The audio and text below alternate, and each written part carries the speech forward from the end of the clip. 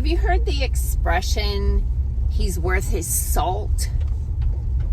That's because salt was so treasured as a nutrient and as a tool to preserve food that it was given high value like gold. So today we're going to talk about salt.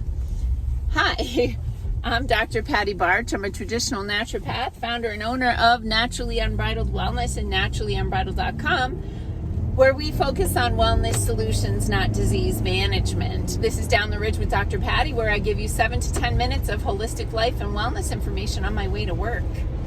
The topic of today's video is salt, and salt kind of gets a bad rap because the standard American diet is way overloaded with sodium. And the reason is that food companies know that we are biologically hardwired to be drawn to the flavors of salt, fat, and sweet. Maple bacon, anyone? Right? So they end up putting a lot of those flavors into food so that it's more palatable and more addictive. And then, of course, there's that famous monosodium glutamate, which is a food additive flavor enhancer that acts as a neurotransmitter and causes you to just keep eating freaking Doritos.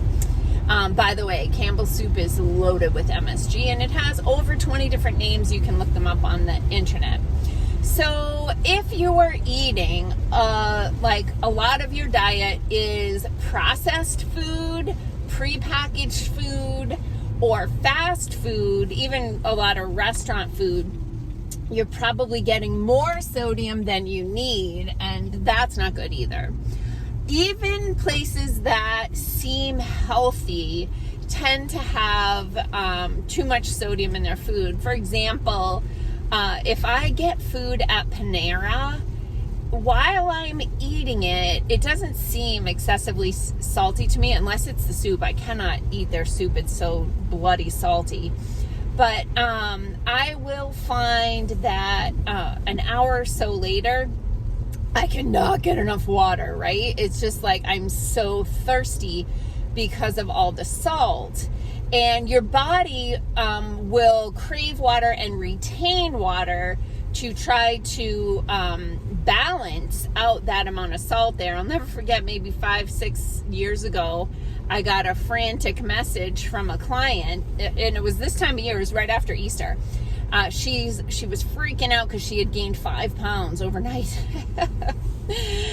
And I was like, I just emailed her back. I'm like, did you eat ham yesterday? And she was like, yeah, it was Easter. And I'm like, yeah, it's water weight. It's from the salt in the ham.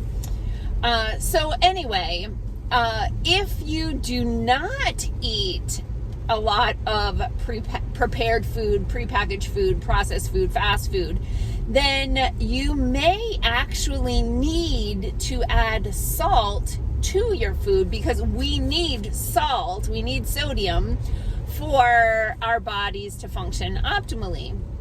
So there's all different kinds of salt on the market. There's, of course, everyone is familiar with iodized salt. And did you know that a lot of iodized salt has sugar added?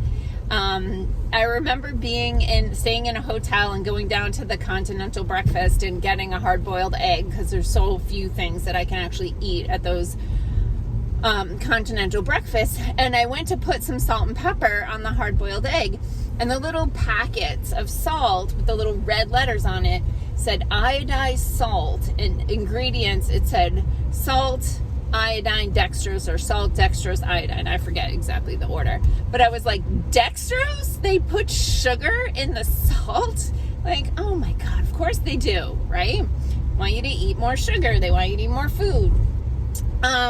So yes, we need iodine. It's a nutrient. I should do a whole other video on that. So I'm going to just set that aside for now.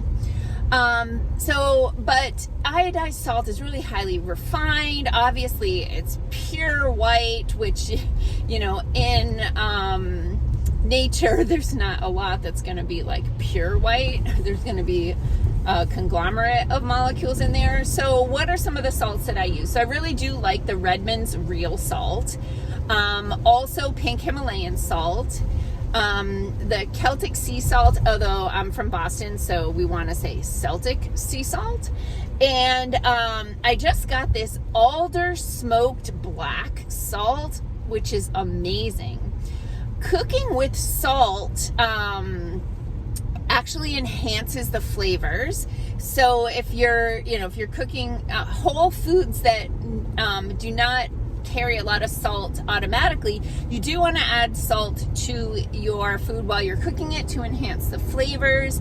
And then you can actually add salt to the food if you're not already eating foods that have a lot of salt. Now, keep in mind, if you're eating cheese, there's typically a lot of salt in cheese. And if you're using things like pre-packaged spaghetti sauce, or even if you're canning a lot of your own food, you'll see that a lot of times there's a half a teaspoon to a teaspoon of salt per jar, and that will add up.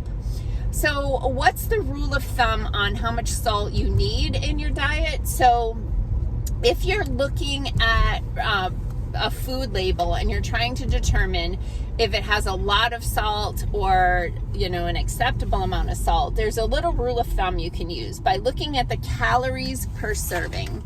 So for ease of numbers, say it's a 100 calorie serving, there shouldn't be any more than 100 milligrams of sodium in the serving. So it should be the same or less. So if it's 100 calories, it should be 100 milligrams or less of sodium.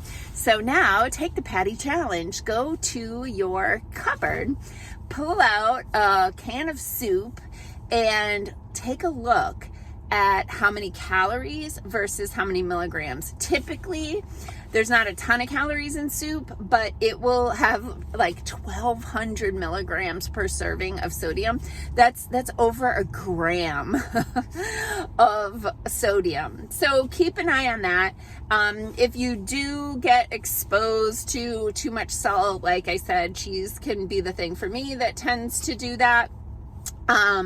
You might find that you're extra thirsty and just drink some extra water to dilute that out. But yeah, you can take a look at your cheese label as well and see how much sodium is in there. But keeping in mind the serving size is typically pretty small for that. So yeah, I didn't do a video yesterday. I got started, and long story short, I abandoned the mission. It was the salt video, but I won't get into it. But anyway, I hope you enjoyed today's video, and I gotta go get gas. Peace out, peeps. Have a healthy day.